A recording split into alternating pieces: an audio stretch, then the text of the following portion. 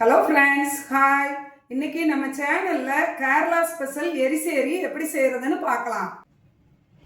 1.5 table spoon ஊற வச்ச துவரம்பருப்பு, 1 டேபிள் ஸ்பூன் வறுத்து ஊற வச்ச பாசிப்பருப்பு, ரெண்டையும் குக்கரில் சேர்த்து 1 டம்ளர் தண்ணி ஊற்றி 2 பல் பூடு போட்டிருக்கிறேன். நல்லா கொதி வந்துருச்சு, குக்கரை மூடிக்கலாம். வெயிட் போட்டுக்கலாம்.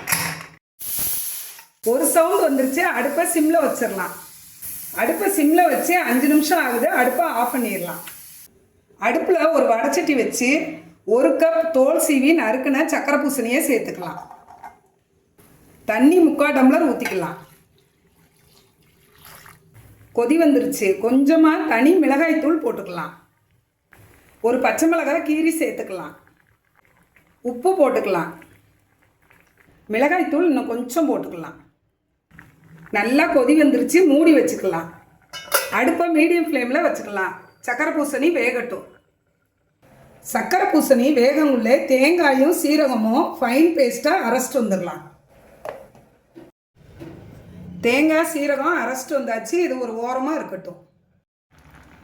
சக்கரை பூசணி வெந்துருச்சு, தேங்காய் சீரகம் அரைச்ச விழுத சேர்த்துக்கலாம்.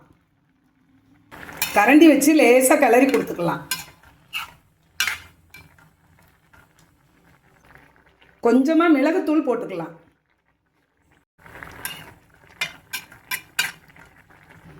உப்பு காரம் செக் பண்ணிக்கலாம்.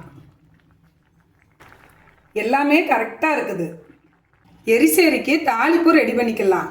அடுப்பில் ஒரு வடைச்சட்டி வச்சு தேங்காய் எண்ணெய் ஊற்றிக்கலாம்.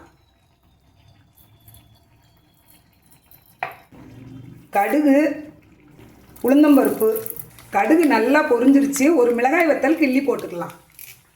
கருவேப்பிலை ஒரு இனுக்கு போட்டுக்கலாம். பெருங்காயத்தூள் கொஞ்சம் போட்டுக்கலாம். தேங்காய் பூ கொஞ்சம் போட்டுக்கலாம்.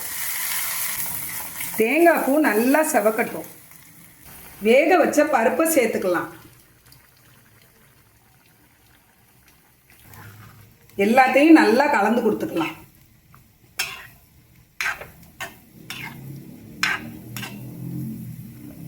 தேங்காய் பூ நல்லா செவந்துருச்சு. இந்த தாளிப்பை நம்ம பொரியலில் சேர்த்துக்கலாம்.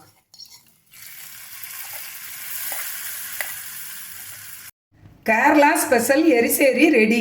அடுப்பை ஆஃப் பண்ணிடலாம். சாதத்தோடு சேர்த்து சாப்பிட செம டேஸ்ட்டாக இருக்கும். Thank you friends.